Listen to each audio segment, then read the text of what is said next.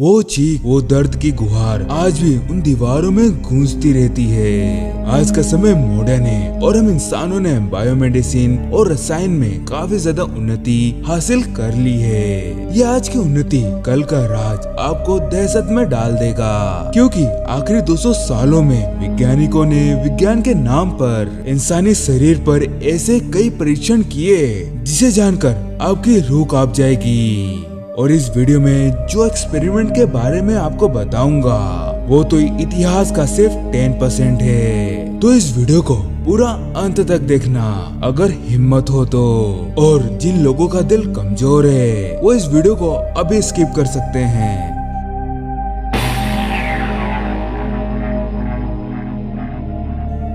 Nazis का human experiment. आप में से शायद ही हिटलर का नाम सुना ही होगा। एडोल्फ हिटलर वही एकमात्र कारण था जिसके कारण विश्व महायुद्ध की शुरुआत हुई थी। हिटलर ने अपनी क्रूरता, बेरहमी और अपनी हैवानियत का खौफ यूरोप ही नहीं पूरी दुनिया में फैला दिया था। लेकिन आपको ये जानकर ताज्जुब ये होगा कि हिटलर की हैवानियत कुछ नहीं थी। हिटलर की फौज में एक ऐसा आदमी था जिसकी हैवानियत और निर्दयपन इतनी ज्यादा थी कि मानो ऐसा लगता हो कि नर के दरवाजे से शैतान बाहर आ गया हो। इस शख्स की हैवानियत और निर्दयपन इतनी ज्यादा थे कि आज भी किताबों में इसे एक ही नाम से जाना जाता है, एंजल ऑफ डेथ, यानी मौत का फरिश्ता। डॉक्टर जोसेफ मेंगले, जिसके निर्दय और दिल दहला देने वाले एक्सपेरिमेंट ने उसे 1944 का मोस्ट वांटेड क्रिमिनल बना दिया। जोसेफ मेंगले 1937 में नाजी पार्टी में शामिल हो गया था। नाजी सेना का निपुण सैनिक होने के कारण जोसेफ मेंगले को कई मेडल से नवाजा गया, जिसके कारण जोसेफ मेंगले लोगों की आंखों में एक वॉर हीरो बन गए। 1942 में रेसेंट फ्रंट में घायल होने के कारण जोसेफ मेंगले को जर्मनी आर्मी से डिस्चार्ज कर दिया गया और उसे एक ऑस्ट्रिच शहर में कैंप डॉक्टर बना दिया गया। अभी तक जोसेफ मेंगले लोगों की आंखों में एक वॉर हीरो थे, लेकिन कोई भी ये जानता नहीं था कि जोसेफ मेंगले की हैवानियत इतनी ज्यादा थी कि उसकी हैवानियत के आगे भी हैवानियत शब्द छोटा लगता था। जब जोसेफ ऑस्ट्रिच शहर का कैंप डॉक्टर बना तो मानो उसके लिए इंसानों की लेबोरेटरी खोल दी हो। जोसेफ ने वहाँ पर बदकिस्मत जूस लोगों पर बेरहमी से अत्याचार किया, जिससे उसके साथी डॉक्टर भी जोसेफ से घबराने लगे और उन्हें ये भी डर सताने लगा कि जोसेफ हमारे साथ ऐसा ना कर दे। जब भी जूस कैदियों से भरी हुई ट्रेन आती तो जोसेफ आधे लोगों को अपने एक्सपेरिमेंट के लिए चुन लेता और आधे जूस कैदियों को कंसंट्रेशन कैंप भेज देता। जोसेफ के अंदर इंसानियत की एक बूंद भी नहीं बची थी और उसे इस बात से थोड़ा भी फर्क नहीं पड़ता था। एक बार एक माँ ने अपनी 13 साल की बेटी से अलग ना होने के लिए एक नाजी सैनिक का चेहरा नोच लिया था। तब जोसेफ ने अपने हाथों से माँ और बेटी की निर्दय तरीके से गोली मारकर हत्या कर दी और सारे जूस लोगों को कंसंट्रेशन कैंप भेज दिया। और यही नहीं, जब उसे एक ब्लॉक में जुए फैलने की बात पता चली तो परेशानी का समाधान ढूंढने के बजाय उसने उस ब्लॉक की सारी 750 औरतों को गोली मारकर हत्या कर दी। और ये तो सिर्फ जोसेफ मेंगले की हैवानियत की सिर्फ शुरुआत थी। जोसेफ ने बच्चों को भी नहीं छोड़ा। उसने एक दीवार की थोड़ी ऊंचाई पर एक लकीर खींच दी और उसने ये ऐलान कर दिया कि जिन बच्चों की हाइट इस लकीर से नीचे होगी उन्हें गैस चेम्बर भेज दिया जाना चाहिए। जोसेफ को अपना एक्सपेरिमेंट बच्चों पर करना बहुत ही ज्यादा पसंद था। फ्रैंकफर्ट यूनिवर्सिटी में जोसेफ ने जेनेटिक मेडिकेशन की डिग्री ली थी और उसने अपने औशक शहर में अपने ज्ञान का प्रदर्शन करने में कोई भी चूक नहीं छोड़ी। अगर जोसेफ को कोई भी जुड़वा नजर दिखते तो मानो उसकी शरीर की आत्मा जाग जाती और उसका पत्थर दिल धड़कने लग जाता। जोसेफ जुड़वा बच्चों को कैंप के एक अलग ही हिस्से में रखता था, जहां उन जुड़वा बच्चों का थोड़ा खास ध्यान रखा जाता था। जब भी जोसेफ उन जुड़वा बच्चों से मिलने जाता था तो वो उनके लिए टॉफी और नए कपड़े ले जाता, जिससे वो अभागे बच्चे जोसेफ पर भरोसा कर बैठते। जब वो बच्चों का भरोसा जीत लेता तो फिर मासूम बच्चों पर वो अपनी निर्दयी और खौफनाक एक्सपेरिमेंट करने लग जाता। और ये एक्सपेरिमेंट इतने ज्यादा दर्दनाक और भयानक थे कि अगर उस एक्सपेरिमेंट के ऊपर डॉक्यूमेंट्री बनाया जाए तो वो डॉक्यूमेंट्री दुनिया की सबसे ज्यादा खौफनाक डॉक्यूमेंट्री होगी। एक बार जोसेफ ने 14 जुड़वा बच्चों को सुलाकर उनके दिल में क्लोरोफॉर्म का इंजेक्शन लगा दिया। फिर इसके बाद जोसेफ उन मासूम बच्चों का अंग निकालकर उन अंगों को आपस में तुलना करता। एनेस्थीसिया एक ऐसा केमिकल है जो सर्जरी के दौरान पेशेंट को दिया जाता है ताकि पेशेंट को सर्जरी के दौरान कोई भी दर्द महसूस ना हो। लेकिन जोसेफ में इंसानियत की एक बूंद भी बची नहीं थी। जोसेफ बच्चों को बिना एनेस्थीसिया दिए उनका हाथ, उनका पाँव और उनका शरीर चीरकर कोई अंग बाहर निकाल देता। और इस प्रोसीजर के दौरान बच्चे सब कुछ देखते और महसूस करते और उन बच्चों की चीख इतनी ज्यादा दर्दनाक होती थी कि उन बच्चों का गला फट जाता था। फिर जोसेफ इन बच्चों का अंग निकालकर इन अंगों की आपस में तुलना करता और इस पर अपनी रिपोर्ट लिखता। और जोसेफ को ऐसे जुड़वा बच्चे मिल जाते जिनकी आंखों का रंग अलग होता तो जोसेफ उन बच्चों की आंखें निकालकर उन आंखों में डाई डालकर उस आंखों का कलर चेंज करने की कोशिश करता। फिर उसके बाद जोसेफ इन सब के ऊपर रिपोर्ट लिखता था। एक बार जोसेफ ने 2 जुड़वा बच्चों का सिर आपस में सिल दिया ताकि वो कार्नियोपेगस ट्विन बन सके। इस खौफनाक एक्सपेरिमेंट के बाद उन 2 जुड़वा बच्चों को इन्फेक्शन हो गया और उनकी मौत तड़प तड़प के गैंग्रीन बीमारी से हो गई। कई बार जोसेफ खतरनाक बैक्टीरिया और गैसोलीन को जुड़वा बच्चों के शरीर में इंजेक्ट कर देता। जब पहले जुड़वा की मौत होने के बाद जोसेफ पहले जुड़वे का खून दूसरे जुड़वे बच्चे में डाल देता। जुड़वा बच्चे ही नहीं, जोसेफ इससे कई ज्यादा खौफनाक एक्सपेरिमेंट बड़ों पे भी करता था। जोसेफ की हैवानियत यही नहीं रुकी, उसने अपने कई एक्सपेरिमेंट प्रेग्नेंट औरतों पे भी किए जिसके बारे में कोई भी इंसान जानना नहीं चाहेगा। जोसेफ कई लोगों को अलग ले जाकर उनके खून का सैंपल लेता।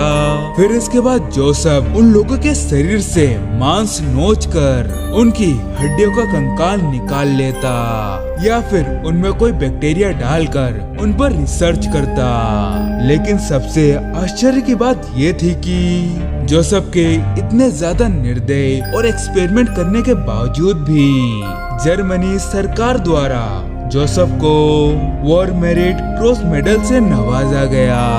जर्मनी रिसर्च फाउंडेशन संस्था में जोसेफ मिंगले को एक ग्रांट दिलवाया था ताकि जोसेफ अपना एक्सपेरिमेंट जारी रख सके। इस ग्रांट के कारण जोसेफ का आत्मविश्वास बहुत ही ज्यादा बढ़ गया और जोसेफ ने 1945 तक अपने हैवानियत से भरे एक्सपेरिमेंट किए। इसके बाद जोसेफ ने अपनी बाप की रहीसी पर अर्जेंटीना में चला गया और 1979 में तैरने के दौरान जोसेफ की मौत हो गई। जोसेफ ने मरने से पहले अपने पीछे एक लेटर छोड़ा था। जोसेफ ने उस लेटर में ये लिखा था कि मुझे कोई भी बेकार इंसान की जान लेने का कोई भी पछतावा नहीं है। जोसेफ मिंगले का बेटा राल्फ अपनी बाप की हैवानियत से बिल्कुल अलग था। राल्फ ने अपने बाप को पहली बार उनके 70s में देखा। राल्फ ने ये कहा कि उसके पापा घबरा हुए एक हैवान दानव जैसे नजर आ रहे थे। वो डर से भरे हुए थे और बार बार सुसाइड करने के बारे में सोच रहे थे। जोसेफ मिंगले ने ऑशिक शहर के कैंप में 15 लाख से भी ज्यादा बच्चों की मौतों का जिम्मेदार था और ये तो सिर्फ बच्चों के नंबर हैं। ये सोचे कि जोसेफ मिंगले ने कितने बड़े, कितने जवान कितने बूढ़े, कितने प्रेग्नेंट औरतों की हत्या की है। यूनिट 731 वर्ल्ड वॉर के दौरान ऐसी कई घटना और ऐसे कई खौफनाक एक्सपेरिमेंट हुए जो आज भी बंद दरवाजों के पीछे है। इसका सबसे अच्छा एग्जाम्पल है नाजी डॉक्टर जोसेफ मेंगले, जिनके एक्सपेरिमेंट इतने ज्यादा खौफनाक होते थे कि लोगों की रूह कांप जाती थी। नाजीज नरसंहार, कैदियों को तड़पाना और उन पर खौफनाक एक्सपेरिमेंट करना, इन सब में नाजीज काफी ज्यादा माहिर थे।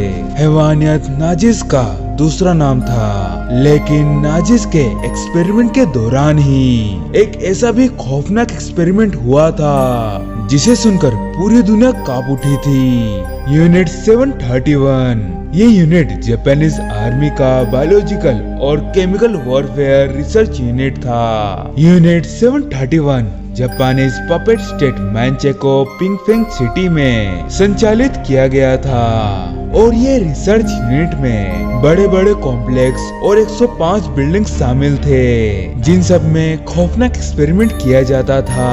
यूनिट 731 को एक ही मकसद से बनाया गया था ताकि जापानीज आर्मी कोई बायोलॉजिकल वेपन बना सके। रिसर्च यूनिट 731 में 3000 से भी ज्यादा सब्जेक्ट थे, जिनमें 1-2 साल के बच्चे, नौजवान लड़के और लड़कियां और यहाँ तक कि प्रेग्नेंट औरतें भी शामिल थीं। यूनिट 731 के सारे डॉक्टर्स बायोलॉजिकल वेपन बनाने की तैयारी में जुट गए और जितने भी बायोलॉजिकल वेपन्स तैयार होते उनका पहला एक्सपेरिमेंट सब्जेक्ट्स के ऊपर किया जाता।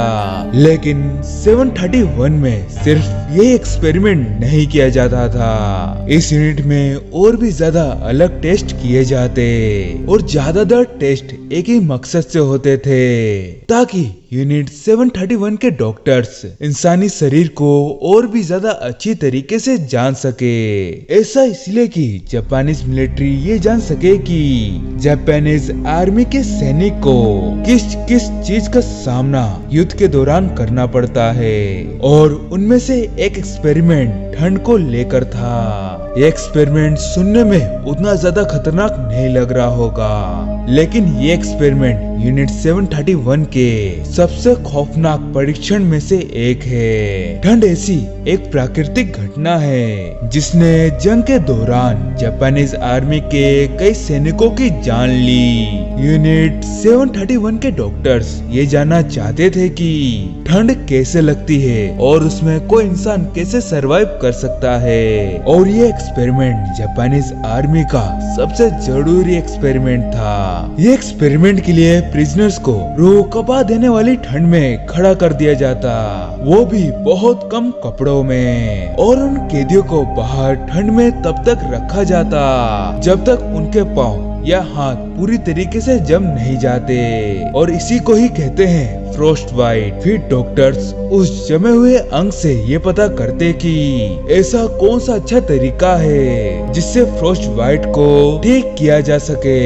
न्यूयॉर्क टाइम्स में एक टेस्टिमोनीज पब्लिश हुई जिसमें यूनिट 731 के प्रिजनर्स और डॉक्टर्स ने यूनिट 731 के खौफ के बारे में बताया। उस टेस्टिमोनीज में ये लिखा था कि जापानीज सोल्जर कैदियों को कम कपड़ों में ठंड में बाहर ले जाते और वो कैदी के ऊपर बेहद ठंडा पानी फेंकते, और वो ऐसा तब तक करते जब तक उस कैदी का कोई अंग पूरी तरीके से जम नहीं जाता, यानी उसे पूरी तरीके से फ्रोस्ट बाइट नहीं हो जाता। न्यूज़पेपर के टेस्टिमोनीज में ये भी लिखा था कि गार्ड एक छड़ी के सहारे कैदी के ऊपर मारते, ये जानने के लिए कि कैदी का कोई हाथ या पाँव पूरी तरीके से जमा है या नहीं जमा है। अगर छड़ी मारने पर ऐसी आवाज आती जैसे लकड़ी पे मारते हैं, ऐसी आवाज आती तो इसका मतलब ये निकलता है कि कैदी का हाथ या पाँव पूरी तरीके से जम चुका है और उसे फ्रोस्टबाइट हो गया है। फिर उस कैदी को यूनिट 731 में लाया जाता, जहाँ डॉक्टर्स कैदी के ऊपर कई मेथड ट्राई करते जिससे डॉक्टर कैदी के जमे हुए अंग को वापस नॉर्मल कर सके। कई बार डॉक्टर्स कैदी को एक अलग ही रूम में रख देते और या फिर कभी फ्रोस्टबाइट हुई कैदियों पर गर्म पानी फेंका जाता।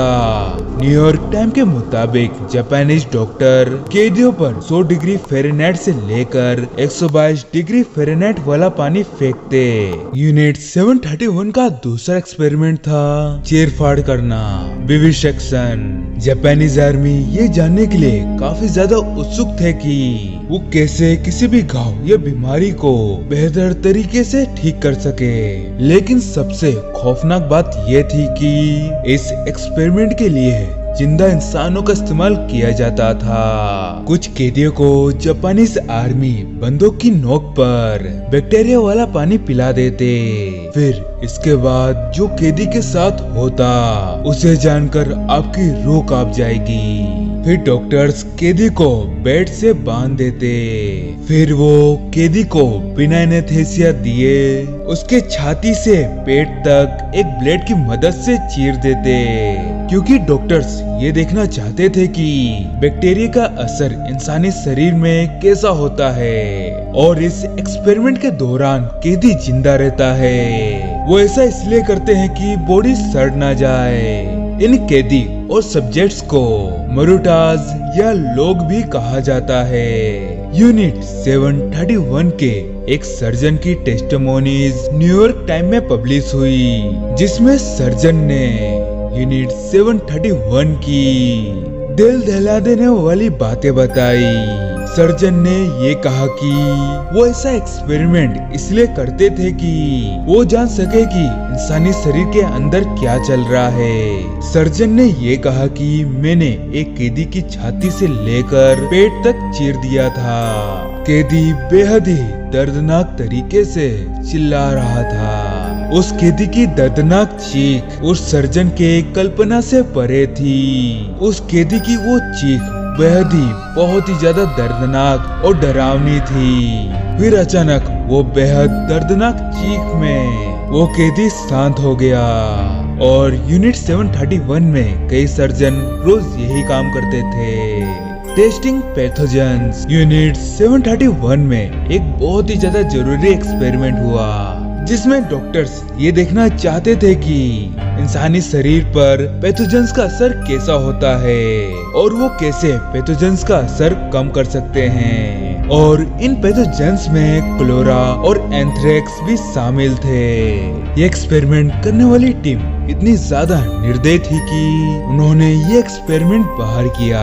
जापानीज आर्मी पैथोजन को एक प्लेन के जरिए चाइना के छोटे छोटे सोसाइटी के ऊपर फैला देती और ये देखती कि इन पैथोजेंस के जरिए कोई पेंडेमिक फैलता है या नहीं। कई बार जापानीज अपने कामिकाजी पायलट्स को इन पैथोजन से इन्फेक्ट कर देते ताकि जब वो पकड़े जाए तो उस देश में पेंडेमिक की शुरुआत हो जाए। हथियारों की टेस्टिंग करना। अब मैं आपको यूनिट 731 के एक ऐसे हिस्से के बारे में बताऊंगा जिनकी हैवानियत सुनकर आपकी रूह तक कांप जाएगी। जापानीज मिलिट्री ये जानना चाहती थी कि उनके हथियारों का असर इंसानी शरीर पर कैसा होता है, जिससे वो बेहतर हथियार के साथ जंग लड़ सके। और इस एक्सपेरिमेंट में आम हथियारों के साथ जहरीली गैस भी शामिल थी। ये एक्सपेरिमेंट करने के लिए एक कैदी को एक फील्ड में एक पोल के सहारे बांध दिया जाता था। फिर जापानीज आर्मी उस कैदी पर गोलियां चलाती और ग्रेनेड फेंकती, ये जानने के लिए कि ग्रेनेड कितनी दूरी पर इंसानी शरीर पर कैसा असर दिखाता है। और हर रोज शाम तक हजारों लाशें जमा हो जाती। फिर इसके बाद यूनिट 731 के डॉक्टर्स आते और वो सब इन बॉडी को एनालाइज करते। एक बार एक एक्सपेरिमेंट के दौरान एक कैदी के ऊपर जहरीला गैस बॉम्ब फेंक दिया गया था और वो गैस इतनी ज्यादा जहरीली थी कि थोड़ा सा हवा का रुख मुड़ गया और वो गैस जापानीज आर्मी की तरफ आने लगी। तो जापानीज आर्मी ने तुरंत ही वो पोस्ट खाली कर दी। कई बार सैनिक अपनी आग फेंकने वाली गन को थोड़े थोड़े समय के लिए कैदी के ऊपर चलाते, कभी पास से तो कभी दूर से, ये पता करने के लिए कि उनके आग फेंकने वाली गन का रेंज कितना है और वो कितने रेंज में कितना डैमेज करती है। और इस एक्सपेरिमेंट के दौरान लोग इतनी जोर से चीखते कि उनके गले फट जाते। Press chamber. नाजिज आर्मी के पास गैस चेम्बर था जिसमें एडोल्फ हिटलर और जोसेफ मिंगले ने लाखों की जान ली। ऐसा ही मिलता जुलता चेम्बर जापानीज आर्मी के पास था जिसे प्रेशर चेम्बर कहते थे और ये गैस चेम्बर से काफी ज्यादा अलग था। इस चेम्बर में एक दो कैदी को रख दिया जाता था और डॉक्टर्स इस चेम्बर का प्रेशर बढ़ा देते थे और प्रेशर का चेम्बर इतना ज्यादा बढ़ा दिया जाता था कि कैदियों की आंखें बाहर निकल जाती। अगर कोई कैदी इस प्रेशर चेम्बर में जिंदा बच जाता था तो उसे बेहद तेज घूमने वाली मशीन के अंदर डाल दिया जाता था और उस इंसान की मौत बेहद दर्दनाक तरीके से हो जाती थी। यूनिट 731 की शुरुआत 1940 में हुई और ये 1945 में बंद हो गई। इन 5 साल के दौरान यूनिट 731 में लाखों में लोगों की लाशें निकली, लेकिन रिपोर्ट में सिर्फ 3000 सब्जेक्ट्स के बारे में ही लिखा गया और ये है जंग की असली सच्चाई। कितने मासूम लोगों की मौत बेहद दर्दनाक तरीके से हुई होगी। उन बच्चों के बारे में सोचिए, उन प्रेग्नेंट औरतों के बारे में सोचिए। ये तो मैंने आपको यूनिट 731 के बारे में कुछ ही बातें बताया हूँ। ऐसे भी और भी बातें हैं जिसे सुनकर आपकी रूह कांप जाएगी और YouTube मेरे इस वीडियो को डिलीट कर देगा। वो एक्सपेरिमेंट इतने ज्यादा खतरनाक थे। ड्रैगन्स आज भी जिंदा है ये जानने के लिए पहली वाली वीडियो देखिए और जलपरियां कैमरे में कैद हुई ये जानने के लिए दूसरी वाली वीडियो देखिए और इस गोले पे क्लिक करके इस चैनल को सब्सक्राइब कर लीजिए। This is signing out.